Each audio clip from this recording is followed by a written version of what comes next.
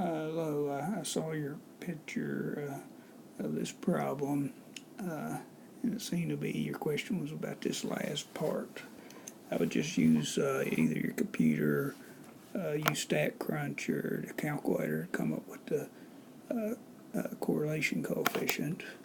Up here you click on the data and they'll show it to you, and you can either type it in your calculator or take it directly into StatCrunch. I've clicked on this button, it shows you the table. There was 11 pieces of data. If you click here, there were 11 pieces of data, and also you want 1% significance.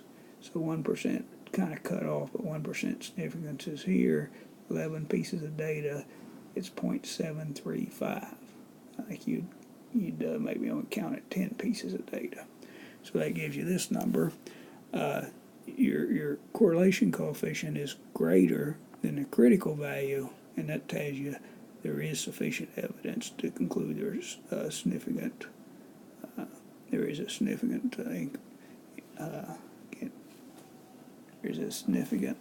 in your correlation. If this number was greater than your correlation coefficient, then there would not be sufficient evidence. So there's just really two options. Is this number here greater than this one, or is this number greater than that one?